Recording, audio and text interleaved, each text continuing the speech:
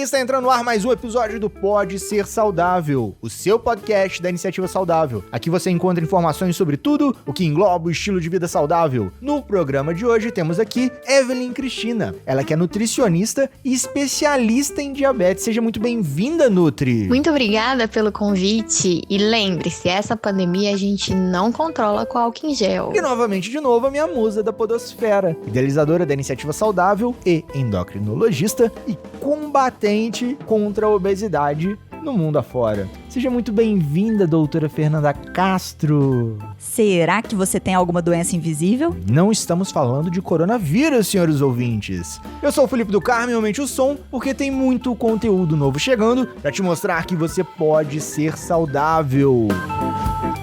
Senhores ouvintes, lavem as mãos, fiquem em casa sempre que possível, não vão bater perna. Pandemia e coronavírus não é brincadeira. Vamos salvar vidas.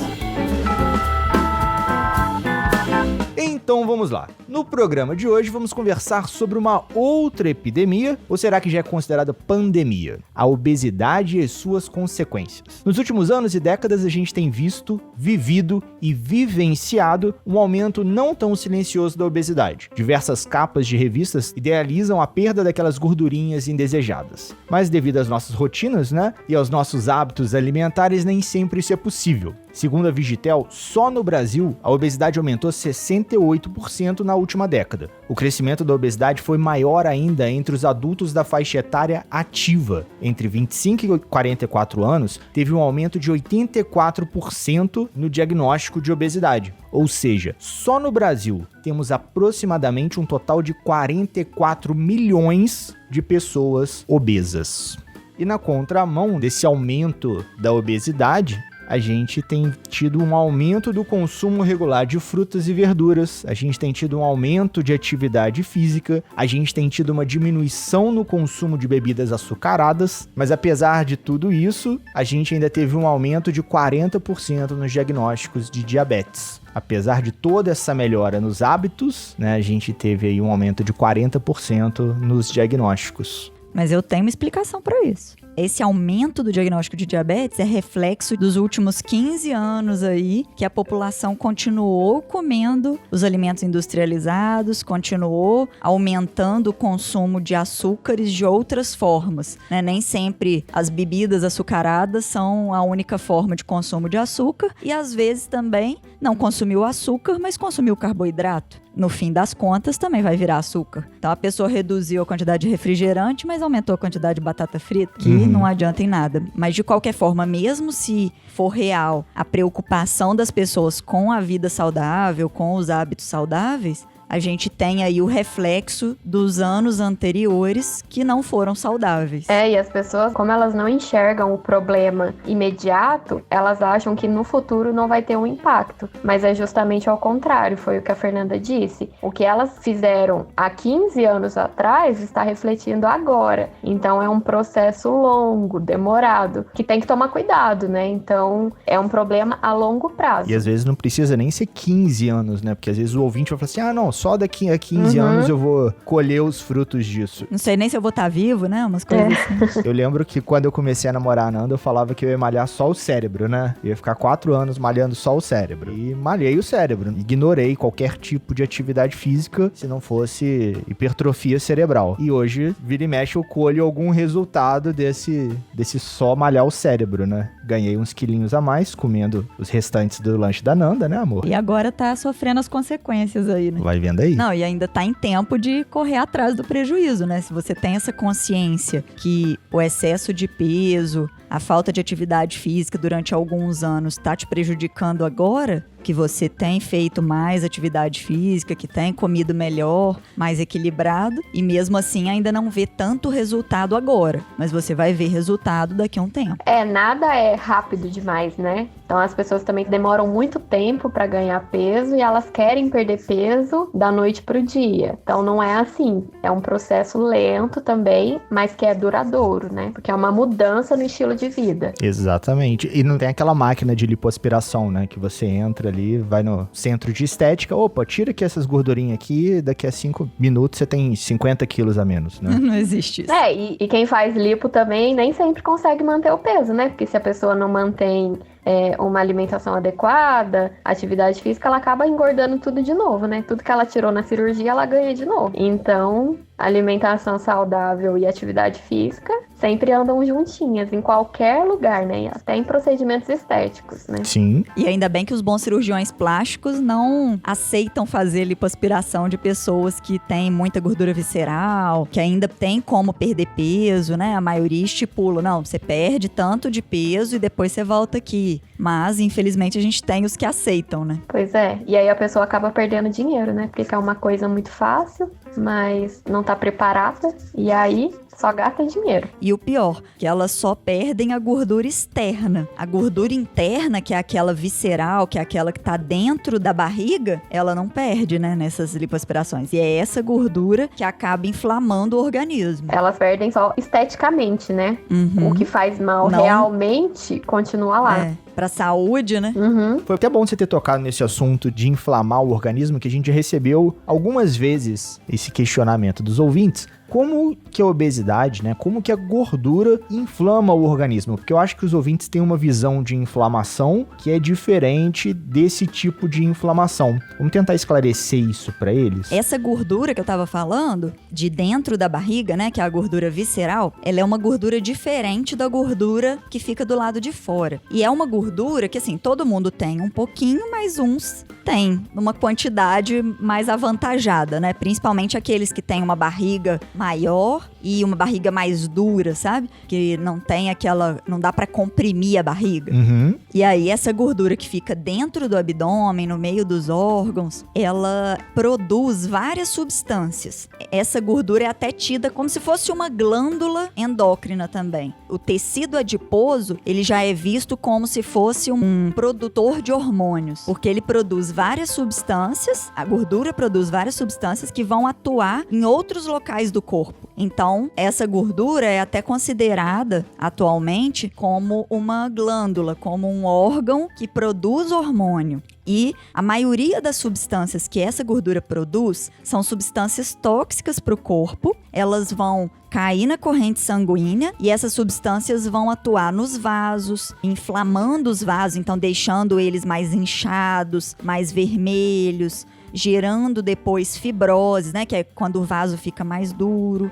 Vão gerar no sangue um aumento da coagulação, então pode aumentar o risco de trombos. Uma dessas substâncias que a gordura produz, ou várias, né, vai lá nas próprias células ali em volta da gordura e vão atrapalhar a ação de hormônios, como por exemplo a ação do hormônio insulina. Então a insulina numa pessoa que é obesa, ela vai conseguir agir muito menos. Ela não vai conseguir ajudar a colocar energia dentro da célula, colocar glicose dentro da célula. E aí, com isso, vai desregulando tudo no organismo. Então, imagina uma pessoa que está inflamada. Imagina uma inflamação. Quando você machuca ou quando você tá com uma unha encravada, aquela dor, aquele vermelhidão, como se fosse uma tumefação com água, né? Como se fosse um edema mesmo, um inchaço. Pesquisando aqui, eu ia pedir pra você explicar mais ou menos isso, nessa linha. A diferença entre inflamação e infecção. Que a inflamação pode gerar um líquido, né? Ela pode gerar, assim, aquela produção de líquido que pode extravasar, pode sair também, mas normalmente não gera pus. Muitas vezes, quando tem pus, a gente também tem bactérias ali que podem vir secundariamente, né? Então,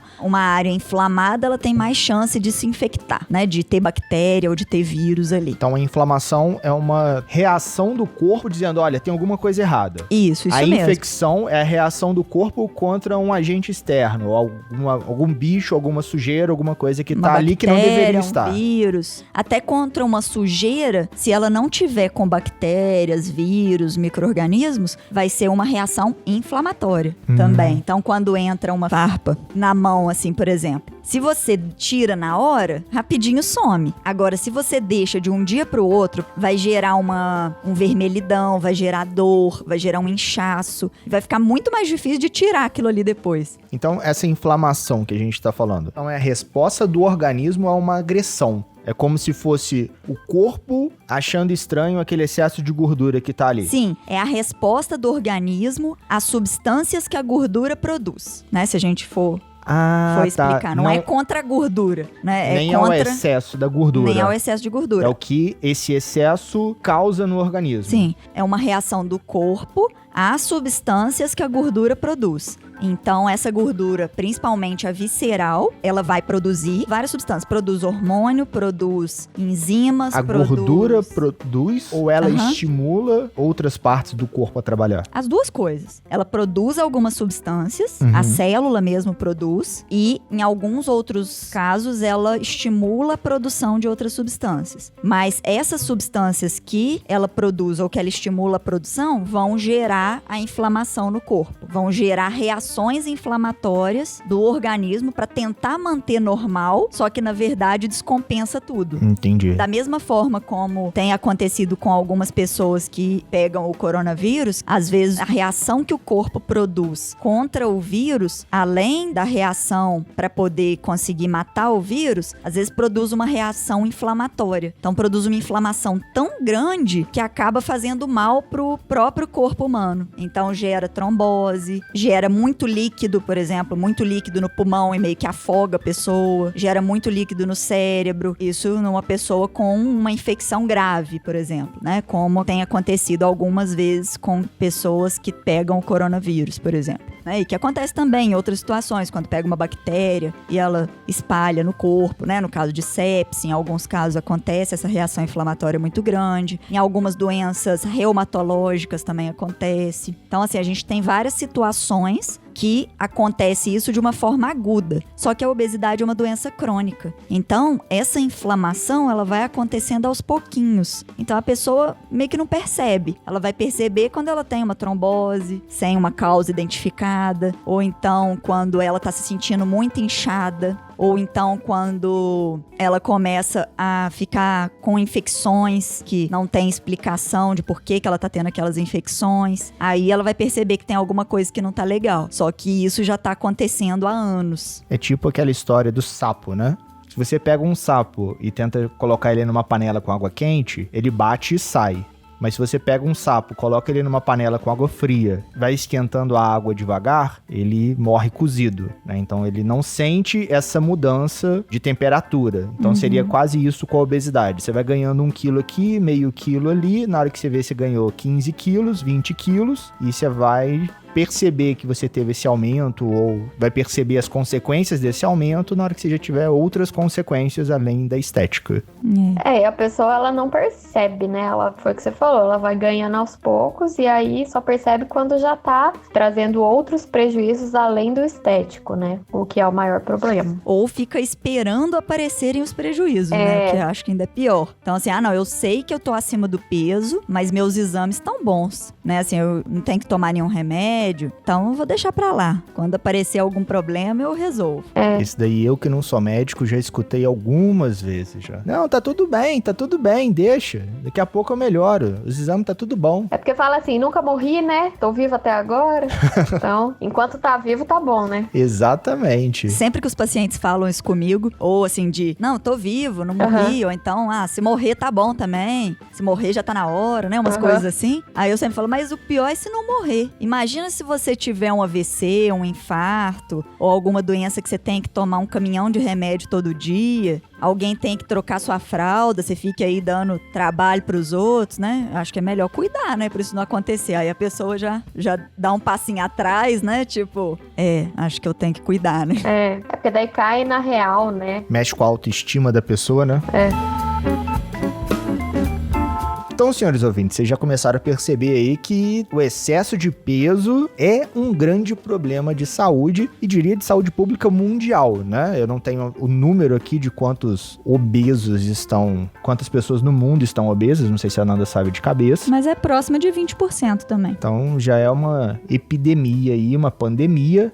Pode chamar de pandemia, né? Porque é no mundo inteiro e 20% é um senhor número, né? Normalmente, assim, esse termo epidemia, pandemia, é usado para doenças infecciosas, mas atualmente já tem sido muito usada tanto para o diabetes quanto para a obesidade. E os dois estão muito frequentes aí no mundo inteiro, né? E assim, principalmente o diabetes tipo 2, que em grande parte das vezes é secundária à obesidade, é resultado da obesidade. Aos maus hábitos, à má alimentação, à falta de atividade física. Sim, e a obesidade também não é causada só por isso, né? A gente tem outras causas de obesidade. A gente tem, por exemplo, algumas questões genéticas, tanto em questão da alteração de cromossomos, que é bem rara, quanto de algumas doenças hereditárias, né? Assim, doenças herdadas. Então, a gente tem uma tendência genética familiar também de obesidade. Então, aquela pessoa tem que fazer um esforço muito maior do que outras para conseguir não ficar obeso. Vontade de comer chocolate não é genético, tá, senhor ouvinte?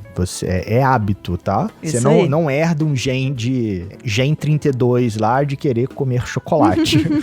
E nem o 33 é a preguiça de atividade física. Isso aí. Mas são, assim, casos bem mais raros e que a gente só pode dizer isso por exclusão, né? Assim, depois que a pessoa já tá com os hábitos todos melhorados, equilibrados, já acompanhou também a parte de ansiedade, de depressão, porque a parte emocional também influencia muito no peso, não só em questão de comer mais ou comer menos, mas também em questão da pessoa produzir substâncias que vão deixar ela mais inchada, ou que vão produzir mais glicose, ou que vão deixar ela cada vez mais depressiva ou mais ansiosa. Também mexe com a autoestima, né? Quando a gente fala de autoestima, principalmente para as mulheres, a autoestima é uma coisa muito forte, né? Se ela tem uma baixa autoestima, ela acaba desenvolvendo muito mais esse quadro de ansiedade, de depressão e vira um ciclo vicioso, né? Porque ela acaba comendo mais, ou comendo menos, ou fazendo loucuras para perda de peso, já que ela não tá satisfeita com o que ela tá vendo, restringe a alimentação por muito tempo.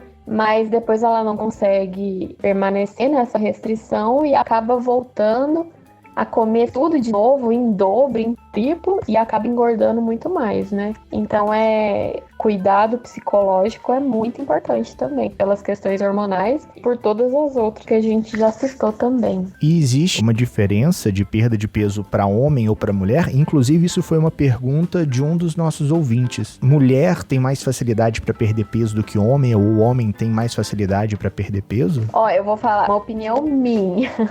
Eu acho que sim.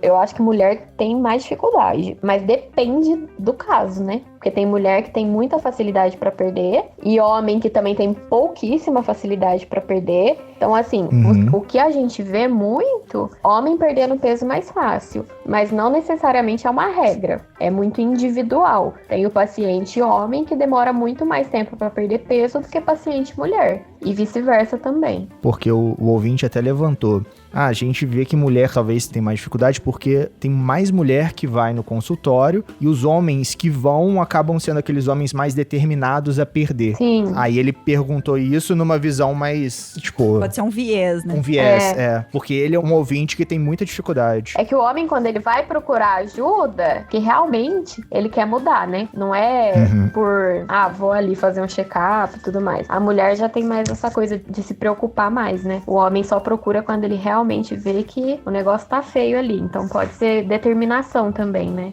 E eu acho que mulher também, eu acho que os hormônios parece que ficam mais à flor da pele, durante TPM, menopausa. Tem várias fases da vida da mulher que podem interferir nesse emagrecimento também, né? Não é só determinação, essas coisas assim. Questões hormonais, fases da vida em que ela se encontra. Isso, e além dessa questão de variação hormonal e do viés da determinação, né, de procurar no consultório, mas o homem que já tem mais determinação e a mulher já procura mesmo quando não tem, a gente tem também a questão do homem ter um metabolismo basal maior, principalmente por ter mais altura e mais músculo. Normalmente tem uma resistência maior para fazer atividade física, então tolera uma atividade física mais intensa do que a mulher, na maioria das vezes. Em alguns casos, inclusive, faz mais atividade física no decorrer do dia.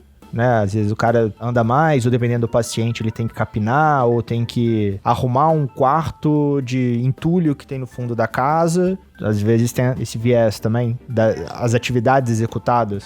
Acho que as atividades tidas como típicas de homem, né? Assim, talvez ainda numa visão mais machista, mas em questão de força também, de resistência, né? A gente tem serviços e tanto como trabalho quanto como organizar alguma coisa, a gente tem serviços que gastam mais energia, né? Que são feitos principalmente pelos homens. Carregar peso ou fazer uma tarefa mais que vai deixar mais exausto, né? Então, assim, normalmente as mulheres acabam pedindo para os homens fazerem, né? Então, acaba tendo esse gasto maior. E outra coisa que eu ia falar também é que a mulher tem a questão da gravidez, que acaba que antigamente tinha a visão de que a mulher tinha que ganhar peso na gravidez, né? Que tinha que comer por 2, que podia comer o que quisesse, né? Que tudo que tivesse vontade tinha que comer, que senão o neném ia nascer com a cara daquilo. Então, assim, tem uma visão ainda deturpada, né? Que atualmente tem sido mais esclarecida para as mulheres por alguns profissionais da saúde, pela própria mídia também, né? Que mulher gestante não precisa comer por 2, não precisa comer tudo que tiver vontade, mas ainda assim ganha um pouco de peso, tem uma mudança corporal muito grande durante uma gestação. Então, resumindo aí, né? Assim, basicamente, porque a maioria das mulheres tem mais dificuldade do que os homens para perder peso. Variações hormonais, gravidez, menor metabolismo basal, por ter menor altura e menos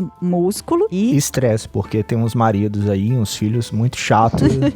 E isso atrapalha também na perda de peso. Eu concordo plenamente. Homem só dá trabalho. Tem uns aí que eu nem conheço, que eu já falo assim, pelo amor de Deus, filho. Ai, coitado das mulheres, né? Não. Estressa se não tiver um homem, estressa se tiver, né? Não sei qual que é pior, né? Algumas aí eu já falo, é melhor ficar sozinho. Dependendo do parceiro. E tem uns conhecidos meus no Facebook aí que de vez em quando dá vontade de dar umas puxadas de orelha. Assim, pelo amor de Deus, filho. Só te acompanho no Facebook. Se no Facebook é assim, imagina no dia a dia. Só que a gente tem um fator pior aí para os homens. Porque o homem, ele tem mais risco de ter problemas do coração, tem mais risco de ter pressão alta, tem mais risco de ter diabetes. Ah, é? Isso, assim... Isso eu não sabia através também. de estudos, né, epidemiológicos, assim, os homens têm mais. Mas aí a gente tem que também considerar a questão de o homem só procura, a maioria dos homens só procura médico quando o negócio já tá feio. Então, talvez as mulheres consigam prevenir mais essas doenças do que os homens. Inclusive, isso reforça o viés da nutricionista, da perda de peso. Sim. Mas a gente ainda usa isso estatisticamente. Então, assim, só de ser homem, você já tem um pontinho a mais ali para ter um risco aumentado de diabetes. Tem um questionário que a ADA criou, a Associação Americana de Diabetes criou, tem vários itens, e um desses itens é ser homem. Outro item é ter nascido ou ter tido um filho com mais de 4 quilos. Outra é fazer menos de 150 minutos de atividade física por semana, né? Que, assim, na verdade a pergunta original é ser fisicamente ativo, né? Só que assim, a gente tem que considerar o que é fisicamente ativo, né? Então, por exemplo, uma pessoa que trabalha como pedreiro o dia todo, 5 vezes por semana, ele é fisicamente ativo. Só que depende se ele vai conseguir manter mais de 20, 30 minutos de atividade repetida ali, uma atividade que ele vai suar, vai ficar cansado todo dia, ou se ele só faz atividades de força. Então, assim, vai depender o tipo de exercício que ele vai fazer para ver se isso vai meio que servir como atividade física aeróbica para ele ou não. Ele tem um platô também de chegar a um ponto, acostumei com esse tipo de estímulo, né? Então é a mesma coisa que ele ficar sedentário ou não fazer aquele tipo de atividade. Isso. Por isso que a gente vê um monte de pedreiro gordo. Só justificando isso pro ouvinte. Mas eu sou pedreiro. E se tenho sobrepeso, se é obeso, significa também que o corpo chegou num platô de, eu aguento fazer essa atividade física, próximo nível. Ou então também porque acaba consumindo uma quantidade de calorias muito maior do que gasta, né?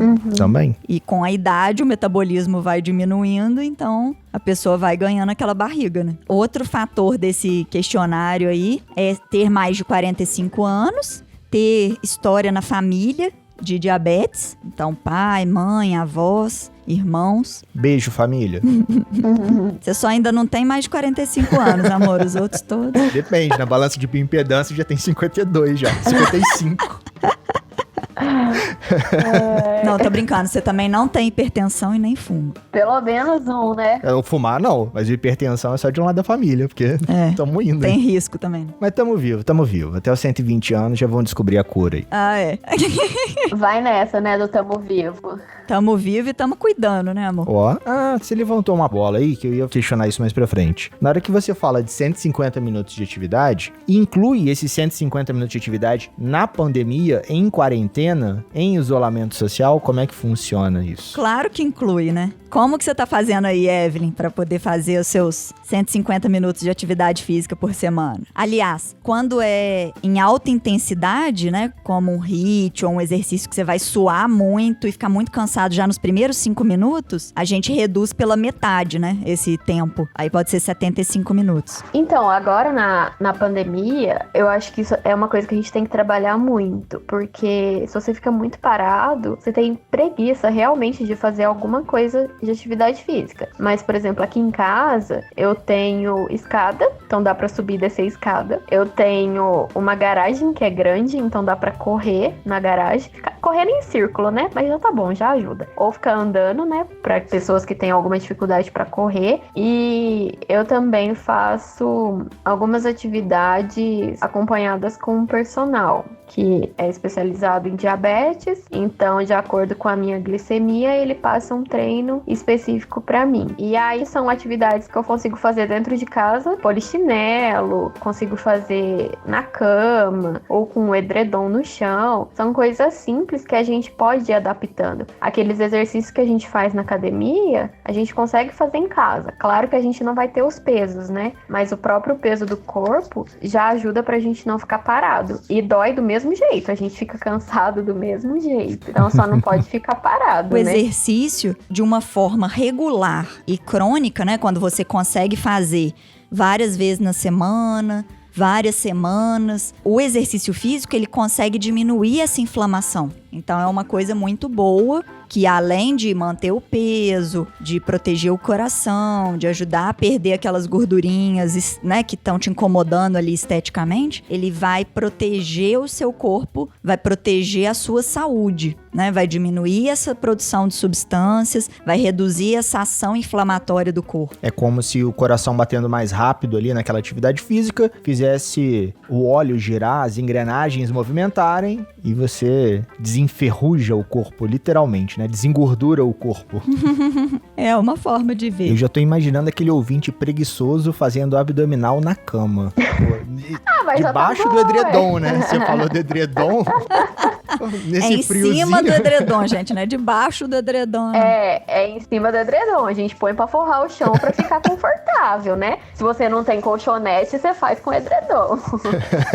E esse personal que eu citei, ele é professor da universidade lá do Pernambuco. Ele teve um avô com diabetes e o avô dele sofreu com muitas complicações. E desde então ele resolveu ajudar pacientes com diabetes e relacionar sempre a atividade física ao diabetes. Então ele atende muitos pacientes com DM1 e ele faz um treino bem específico de acordo com a glicemia que você tá. Então se sua glicemia tá mais elevada, ele vai te passar determinado treino. Se ela tá mais baixa, ele passa outro tipo de treino. E a gente acaba monitorando a glicemia antes e após o exercício físico pra gente ter noção de quão sensível você se torna ao fazer uma atividade física. Porque o exercício, ele ajuda, né, no controle da glicemia. Então, por exemplo, eu sou muito sensível ao exercício físico. Então, a minha glicemia, se eu começo com 180, por exemplo, ela cai em um exercício de 20 minutos, que ele passa para mim, de acordo com essa minha glicemia, eu consigo terminar meu exercício com 90. Então, assim, eu sou muito sensível. E isso ele avalia com cada paciente. Então, ele vai aumentando a intensidade ou o tempo que você está fazendo exercício e adequando para cada um, para cada indivíduo mesmo. Então, isso é bem legal. E acaba gerando um estímulo para você não ficar parado. Isso me ajuda bastante a não ficar parada também. E põe uma música que o negócio flui muito melhor, porque daí você fica ouvindo música,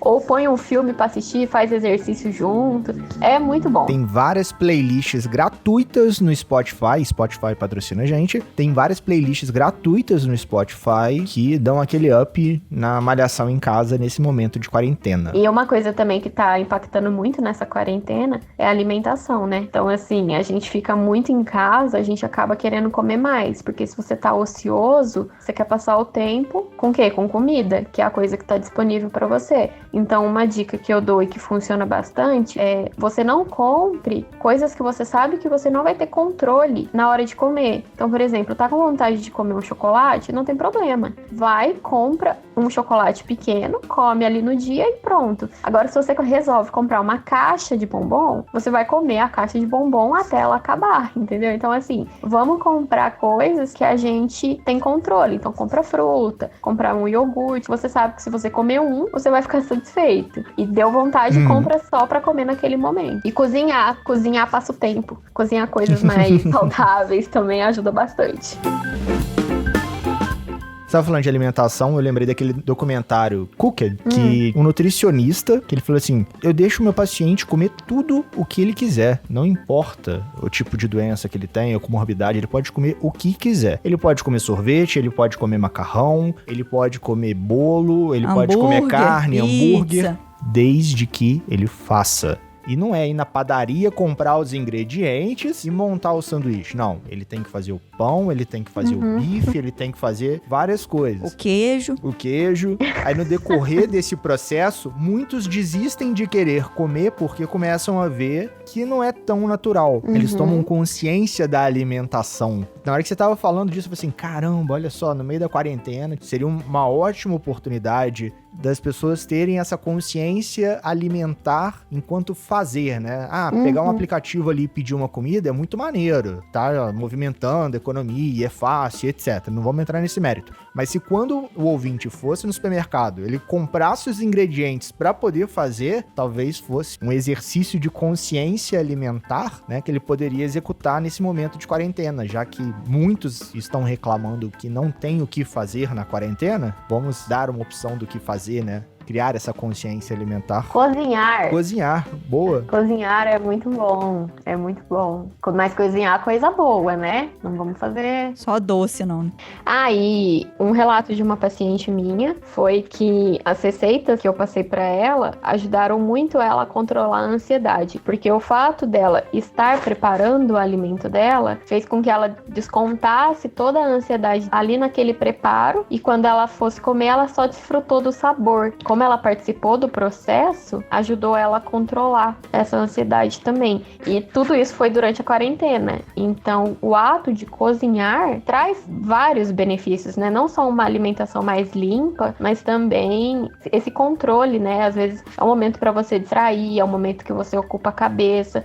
Que nem ela falou, ela descontava a ansiedade dela cozinhando e não comendo. Então, ela cozinhava ao invés de comer. E quando ela fosse comer, ela comia só o que ela estava com necessidade mesmo. Então isso é muito legal, né? O ato de cozinhar. Comida vai muito além de só comer, né? Vai muito além disso. Ela foi ativa no processo, né? Isso. Se bobear, isso corrobora com o pensamento desse nutricionista. Você é ativo no processo, você deixa de ser passivo, você deixa de chegar em casa cansado, pedir uma comida no aplicativo e passa a chegar em casa cansado, mas você vai, descansa fazendo aquela comida, relaxando.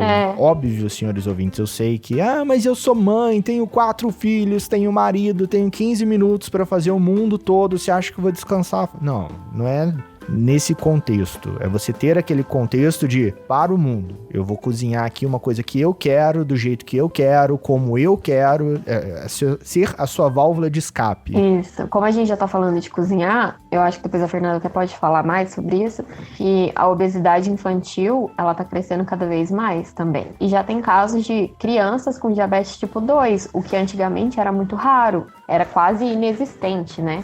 E o fato de você colocar a criança para cozinhar junto com você traz para ela uma autonomia muito grande. E isso faz com que ela tenha prazer de comer o alimento que ela está preparando. Então, assim, muitos pais relatam para mim que o filho não come nada, mas o pai vai lá e compra tudo que o filho quer. Em nenhum momento ele deixa o filho participar. Então, por exemplo, pega uma receita de um bolo de fruta e põe o filho para fazer junto. Ele virar um copo de leite no liquidificador já vai deixar ele feliz, ele já vai se sentir importante e fazendo parte desse processo. E aí, na hora dele comer, vai facilitar muito mais, porque foi uma coisa que ele preparou. Ele tá feliz porque ele preparou aquilo. Então, incluir a criança no preparo da alimentação ajuda muito. Ajuda a controlar o nervosismo das crianças também, tirar elas da frente do computador, do celular. Então isso é muito interessante, né? Esse ato de fazer a criança participar disso. Tendo uma visão até sociológica, talvez, ajuda a criança em dois aspectos. Um, ela ser ativa no processo de cozinhar, ter aquela visão de, olha, eu construí essa comida, eu ajudei a construir essa comida. E ajuda também no processo de autonomia, para ela saber cozinhar quando ela for mais velha, né? Não é uma receitinha de bolo ali que vai ajudar ela, mas é uma receitinha hoje, é amanhã ensinar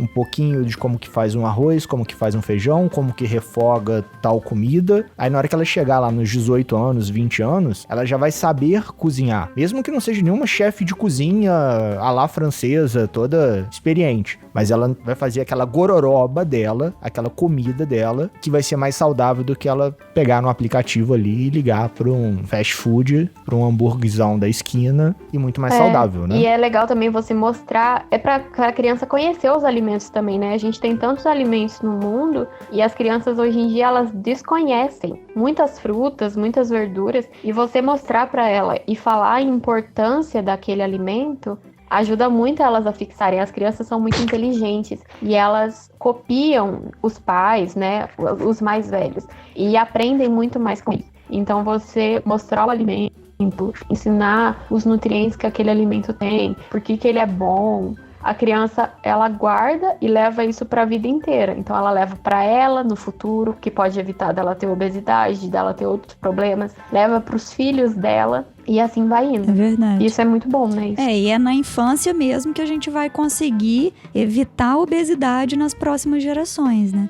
Porque o corpo da gente, a partir do momento que ele já esteve acima do peso, já esteve com o IMC aumentado, ou seja, o peso dele dividido pela altura e dividido pela altura de novo, tá maior que 25. É muito mais difícil dele conseguir depois manter esse peso normal. Ele já tem que fazer um esforço maior do que quem nunca teve o IMC aumentado, quem nunca esteve acima do peso. Isso porque o corpo cria uma forma de proteção que acha que o maior peso que a pessoa já teve é o mais seguro. Então, assim, é um mecanismo meio burro do corpo que ele tenta sempre chegar naquele maior peso. Então a pessoa tem sempre que continuar fazendo esforço. Por isso que não tem um fim da dieta, um fim da atividade física. É uma coisa que tem que ser feita para sempre. E para conseguir manter o peso, para conseguir continuar perdendo peso, né, se for o caso. E a pessoa não pode parar, raramente ela pode diminuir o ritmo, né? Então, assim, os estudos mais novos têm mostrado que na maioria das vezes ela tem que tomar remédio o resto da vida, ou fazer uma terapia,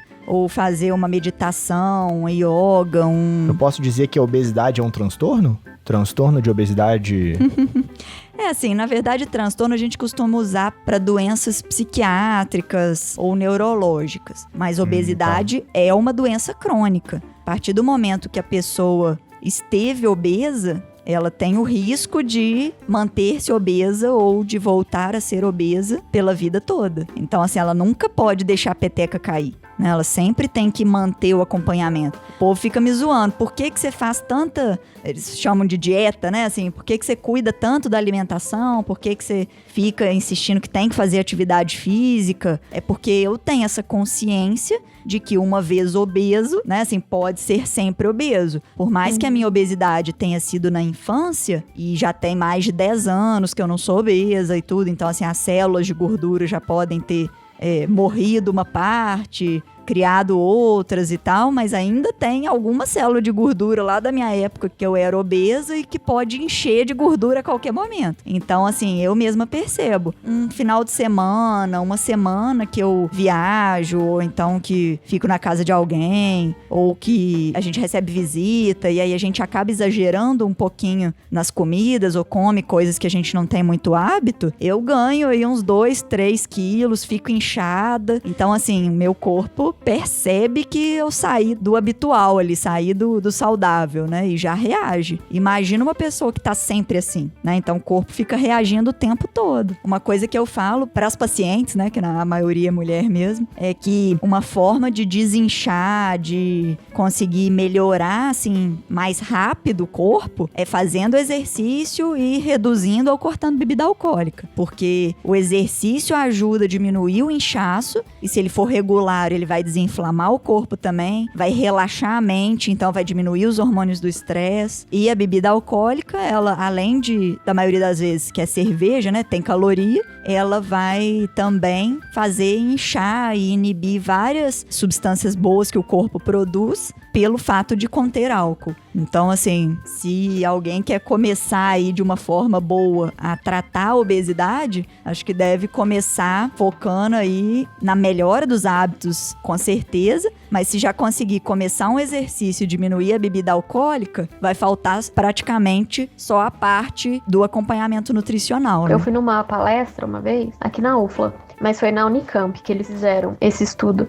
Eles avaliaram os neurônios de pessoas obesas, não sei se você já viu também. E eles perceberam que os neurônios que fazem conexão da saciedade, quando você lesa muito, né, quando você tem uma alimentação muito ruim, esses neurônios, eles são lesados. Então, por isso que as pessoas obesas, elas têm mais dificuldade de ficar saciadas, por causa dos neurônios que já foram lesados. E eles fizeram uma vez com crianças e adolescentes, acho que eram de 9 a 16 anos. E crianças de 9 anos já têm esses neurônios lesados. É muito mais difícil, por isso que quando é criança, a gente consegue evitar muitos quadros futuros, mas depois que isso já foi instalado, é muito mais complicado, né?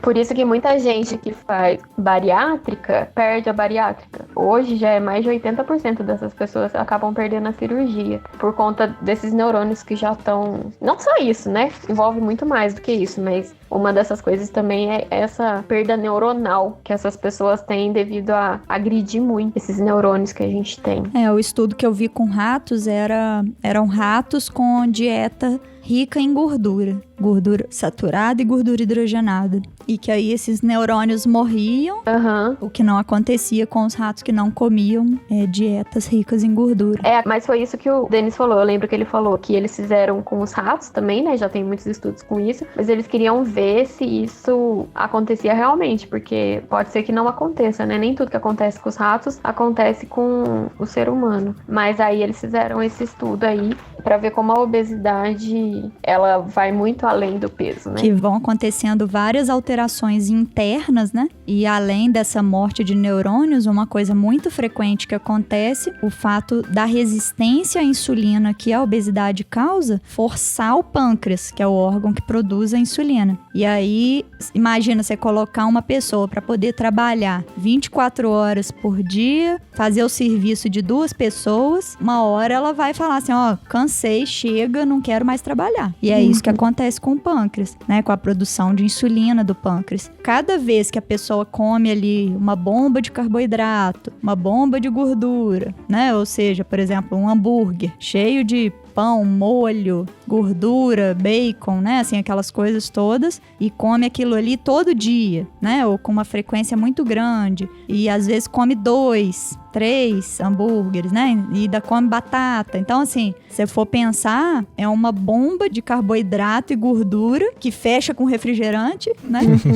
E aí a pessoa vai ter um estímulo muito grande para a liberação de insulina, né? Então, assim, vai demorar para o corpo produzir insulina, ou seja, vai ter glicemia alta durante um tempo e depois vai produzir uma bomba de insulina e vai levar, às vezes, até a glicemia baixar demais. Aí a pessoa vai sentir fraca, vai sentir como se estivesse com fome, aí vai comer de novo. Normalmente vai comer alguma coisa com açúcar ou com muito carboidrato de novo. E aí vira um ciclo vicioso aí, né, desvirtuoso, que vai forçando o pâncreas a produzir muita insulina de forma descoordenada, que ele não produz no tempo certo e quando produz demais, vai ficando desregulado até uma hora ele resolver se aposentar ali um pouco, ou pelo menos tirar umas férias. E aí a pessoa fica com diabetes. Isso pode demorar 15, 20 anos, mas pode demorar 5 anos, como é o caso de uma criança, né? Assim, dependendo da proporção de estímulos, da quantidade calórica ali que ela ingere, do pouco gasto energético,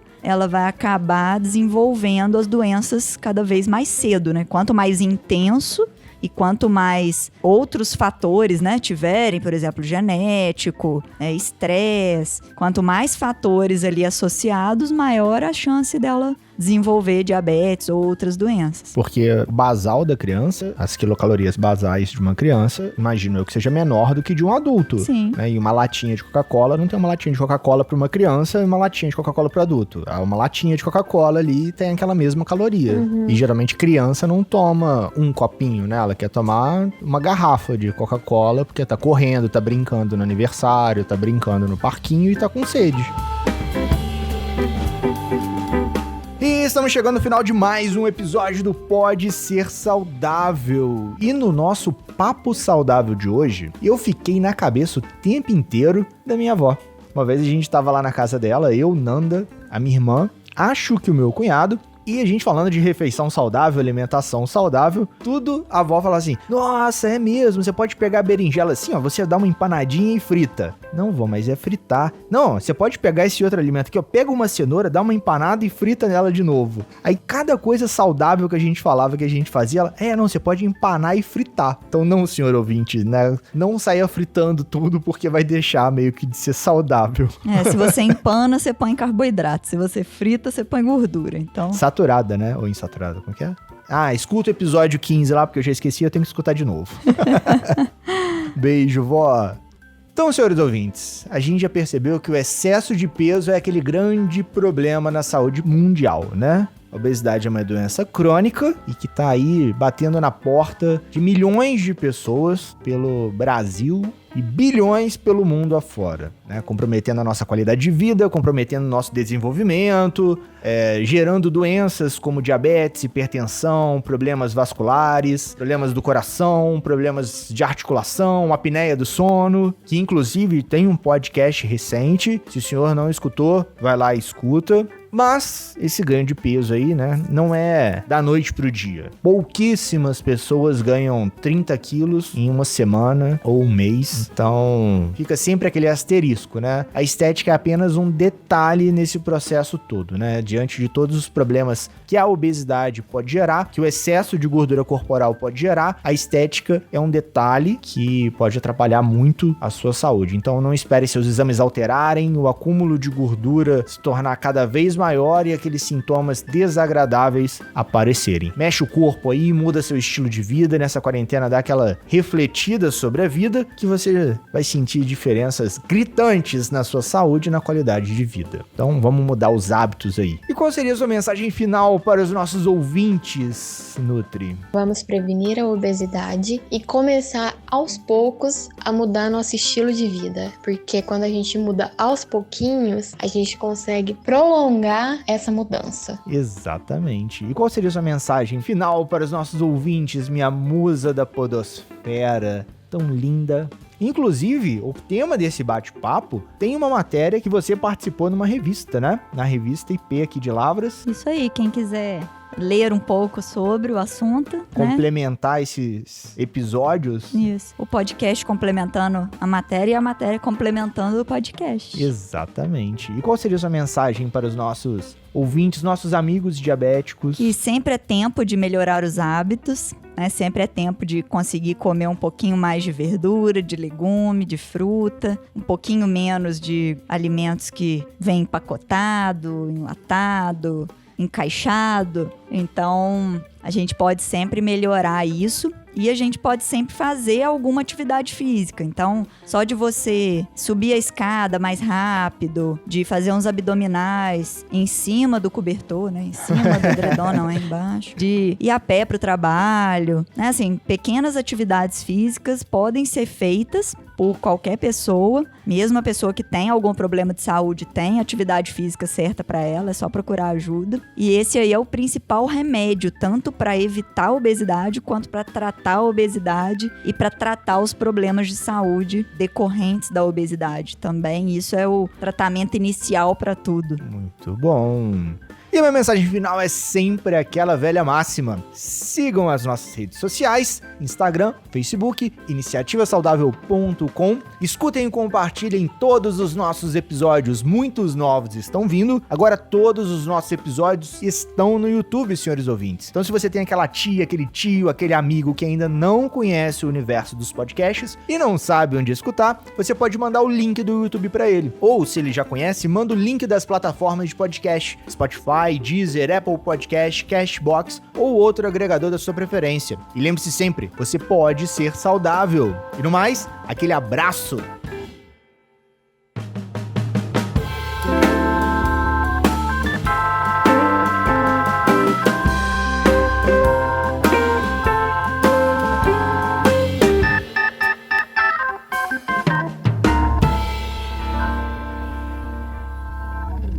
Esse episódio foi editado por Estúdio Casa, o lar do seu podcast.